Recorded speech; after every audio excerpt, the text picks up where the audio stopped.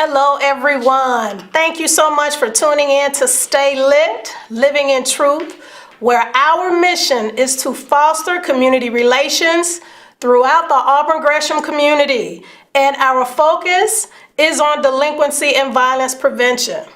We strive each day to collaborate with community partners to offer supportive services for youth and emerging leaders, empowering young men and women to lead healthy, productive lives.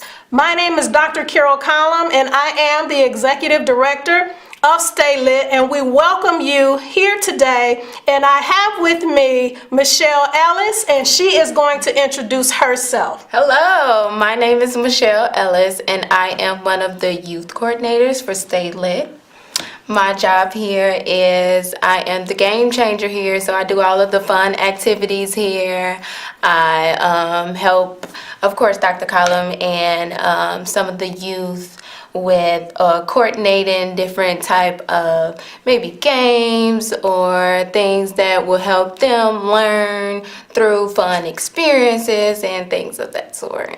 Yes, and we're so glad to have Michelle on the team, and we invite you to join the Stay Lit movement. And even if you wanted to call right now and join in on the conversation, we'll be talking today about the importance of having mentors. So call and join us on air. The number is 312-738-1060.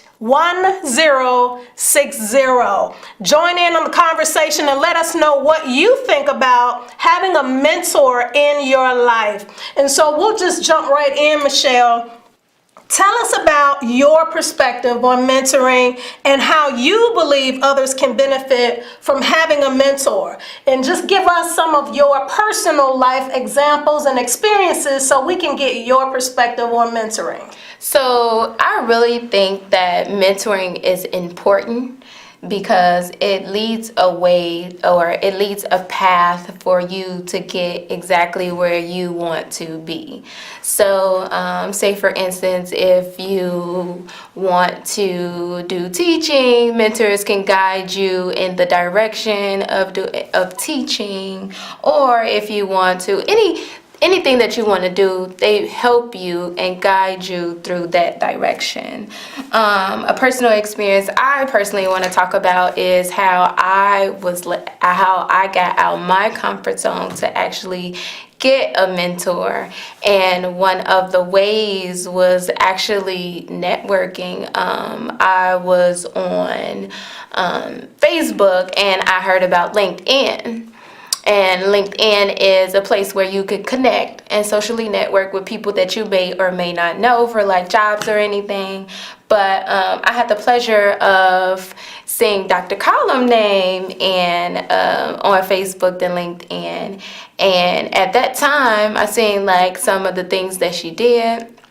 And I just instantly text her through Facebook, asked her about like maybe if we could connect, told her about the things that I do, and she just was amazing, like led the way for me to have this opportunity to join Stay Lit and get that experience with the youth, and not only use that experience for what it is that I want to do, but use that experience to guide other people and what they want to do.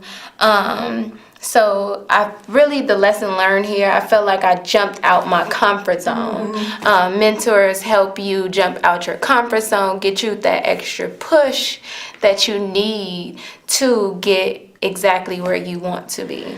You know what's so critical in what you said, get out of your comfort zone and lead the way.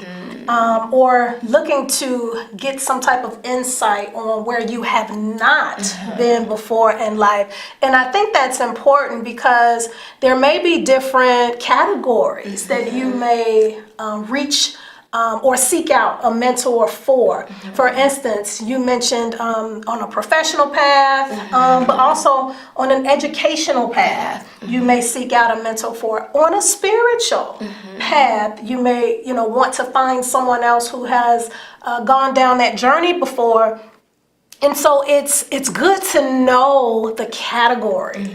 It's good to know the reason or the help or assistance that you're looking for, because otherwise the reason for the relationship can get somewhat convoluted if you are not clear with what you believe someone can help you with. So I think it's important to understand when you reach out, why you're reaching out. I think that's going to be critical as well. And so you mentioned in those personal relationships or personal experiences that you are actually able to help with some other peer groups that you're doing. So what is the name of the peer group that you actually have pulled together, and how did you come up with that name? So the name of the group is Different Looks Can Heal. I came up with the name because I felt like I needed something to stand out where people can understand that this is a group where you can be comfortable with. There are going to be different people, but you have to understand that everybody have a different experience, they have a different perspective, but everybody can heal from their different experiences and their different perspectives. So I brought it together, came up with the name so people can get an understanding that this is a place where you can be comfortable with being yourself, and not only comfortable being yourself, but you're able to network with people that are also maybe comfortable with being themselves, and even maybe even get to the point where you can gain a mentor here. So also I'm a big observer, so Facebook has also led me to come up with this name, because the thing on Facebook is that they have different people from everywhere, and I've understood that through Facebook they have different ways of venting to there. So I wanted people to actually come together and talk about common topics that they have about anything that they want to discuss or anything they wanted to talk about. So that's pretty much how I came up with the name. Yeah, so Different Looks Can Heal, and that is powerful because, like you say, we take pride in how we look. And so again, these looks can provide healing, wholeness, if we, of course, take the time and really invest in how we perceive ourselves inwardly on the outward appearance. So these Different Looks Can Heal is a powerful name. So did you choose a certain age group for this peer group that you started? And if there was a certain age group, were there specific challenges and concerns that this particular peer group actually came across? Was it like a pattern or something specific that you saw within a certain age group in relation to challenges and concerns? Yeah, so I did the younger generation, which is people that were 21 and up. I didn't have a specific age group from 21 and up that I wanted to mark down, but because I seen people that were my age and maybe a little bit younger had more issues that I wanted to help and solve. And those were people that I was surrounded by. So having this type of age group, it seemed like I can help the younger age group that's under us, but I wanted to start with them first. So what is this age group? 21 and up. Okay. 21 and up. I don't have a specific age group where it's like 21 to 30 or something like that, but I have anyone that the ages of 21, adulting ages that I have. What is the oldest age of the individual who has attended your group? So she's 70. She's actually 70. So from 21 to 70 right now is the range that I have right now. I haven't done like any age group specifically as far as anyone from, they can be 80 or 90 or 100 to talk about this, because I feel like that this will be a way for people to gain knowledge on their perspectives. And maybe these people these people that have an older generation can also gain knowledge from people that are from the younger generation. They may or may not know. Some of the challenges or concern that led me to make this decision was that the people that I wanted to actually go to, they actually didn't have a place where they can vent to besides Facebook. They didn't really know how to get themselves out there and talk with like-minded people. So I started a place where they can actually sit there and be comfortable with talking with like-minded individuals, because no matter what's the age group, and what I've learned in my group, that people have similar problems. And sometimes they don't talk about it until someone leads the way for them to talk about it. Another concern people have is that they haven't gotten comfortable with being who they are. Sometimes they are not self-aware. They're not aware of who they are, and this group has led them to actually figure out who they are as a person. And that was a major concern of mine with people, because I felt like this would not only my group, but other places that they're surrounded by is very effective in their life. For as far as like the community, it has affected them as far as like the community, the things that they have in their environment. For example, we had a discussion in my peer group where people didn't really know about their aldermen or any political office, any political things that surround them in their environment. But you had the older generation that knew everything about having the alderman and having the mayor. But this led people to actually understand that there are concerns in the community and they need to be looked at. It's something that needs to be talked about. It's something that they need to know. So this has been effective for them to actually see that that they need changes in their community, and that they need to pay attention to what's around them for that community. That's the reason why I really didn't have a specific age group for Different Looks Can Heal, because I felt like any age group you can learn from. You really can learn from. You know what's so interesting in what you're saying is that the peer group that you have has a intergenerational connectedness, which means that it's multi-generational, and that, like you're saying, each generation is learning from another. Again, talking about the importance of mentoring in these relationships, because we know we can learn from one another. So here you are having a relationship with your mentor, but you're also a peer mentor.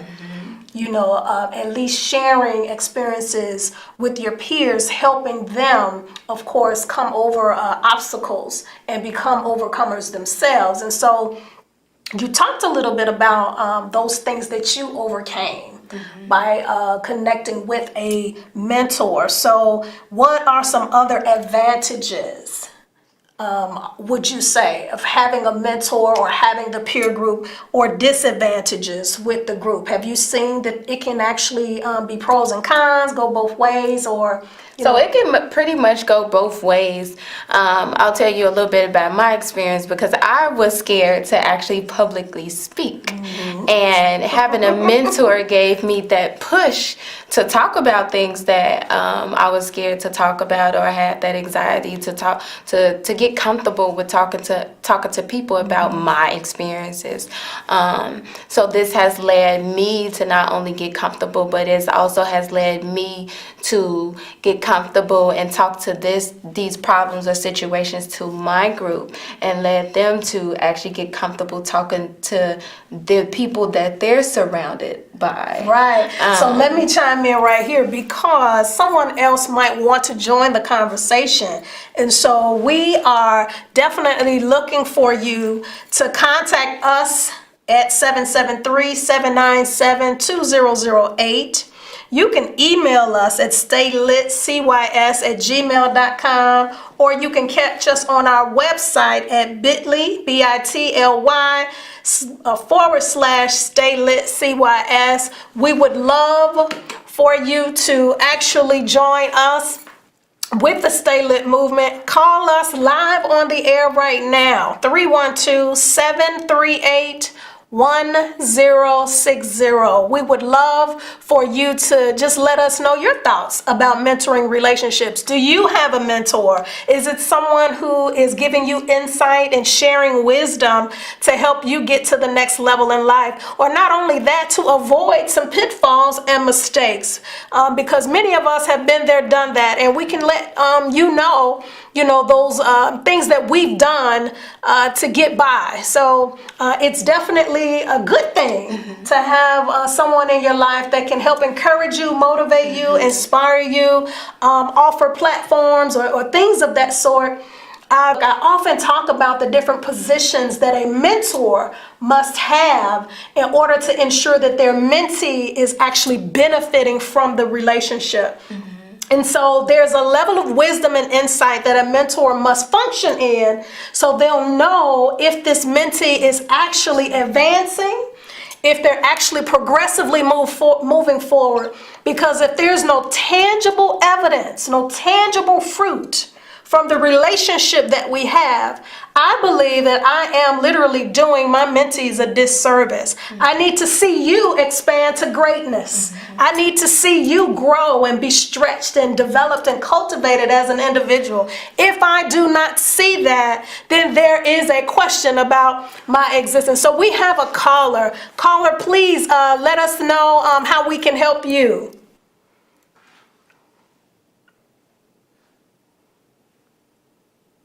Yes, caller.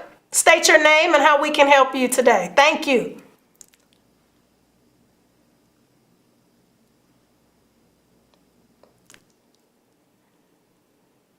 All right. Well, we'll continue going until we can get the caller to chime in.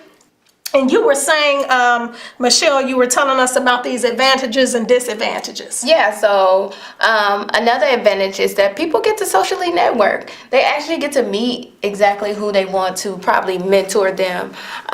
They actually get inspired. They get to be themselves again. I've learned throughout my group that this is something that they've been wanted to do. This is something that they needed. And the crazy part about it, a lot of people that in the younger generation, they didn't really have mentors growing up. So to talk about mentors and to talk about how my mentor has gave me that push to actually develop this group, has inspired them to push themselves to do whatever it is that they want to do. Whether it's in their profession, education, whether it's in anything that they wanted to do, it gave them some insight on that. And the disadvantage is that it's hard to get people to be comfortable. And the only reason it's hard because people are already comfortable.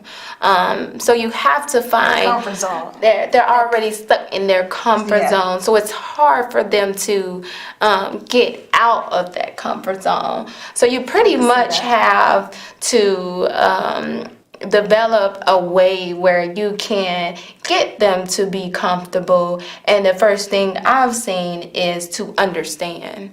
You have another call. To understand that it's okay to make mistakes. It's okay to have problems. It's okay to have issues. I believe our caller has called back in. Yes, we can take the caller now. Hello, how may we help you? Hello. Hello, yes, thank you so much for calling. How can we help you today? Hi. I'd like to make a with Michelle. I can barely hear you, and I think you said for Michelle? Yes. Okay. First of all, I attended the last section that Michelle had, and it was very informative. And I really, at being 70 years old, I did learn something from that group that she had. Because what I learned is that young people are still looking for knowledge, as well as our generation can learn something from them, because we came at a different time. So I thought it was very informative, and I am looking forward to her to continue on with it. Yes. Thank you so much for that comment. Yes. Thank you so much for the comment. Yes, we appreciate that. Again, that intergenerational connectedness is powerful. Like you say, we can, in fact, learn from one another, no matter if we're older or younger. We just do not think the same way. And so, again, it's powerful when we can come together and help each other figure things out logically with some sound wisdom. So, yes, we definitely enjoyed that segment. And yeah, we're looking forward to the next one. Michelle, continue to tell us about experiences you've had with StayLIT, because we talked a little bit earlier about the community and if mentors can help mentees kind of get involved with community involvement. And it was interesting to find out that, again, that the newer generations are unfamiliar with community leaders, political leaders, faith-based leaders, all of these individuals who are instrumental in helping us create change and make an impact in our community. So what experiences have you had with StayLIT that actually paved the way for you to be enlightened in this area? So I've got a chance to work with Excel Academy.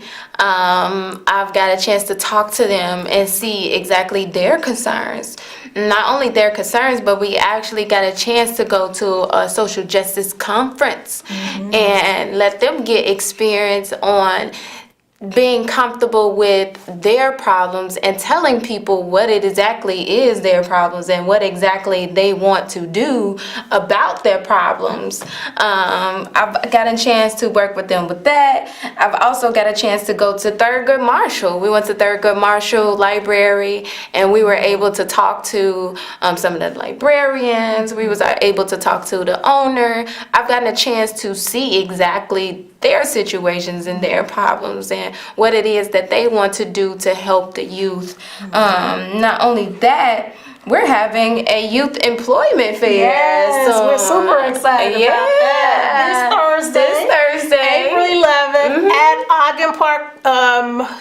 Ogden Park at 6500 South Racine. We will be there Thursday, April 11th, 12:30 p.m. Anyone age 14 to 24 who is looking for summer employment, you need to be there. But anyone age 18 and over, this is a community-wide hiring fair. So we're certainly looking forward to you coming out. We will also have our next community breakfast meeting on May 4th at Zion Hill. That church is located 1460 West 78th Street. And again, that's May 4th at 9 a.m. where we have conversations about how we can impact the community. We're excited about that. So we appreciate you. And we thank you for tuning in to StayLIT, Living in Truth, where our mission is to foster community relations throughout the Auburn Gresham community, and our focus is on delinquency and violence prevention. We strive each day to collaborate with community partners to offer supportive services for youth and emerging leaders, empowering young men and women to lead healthy, productive lives. We invite you to join the StayLIT movement. Thank you so much. Thank you.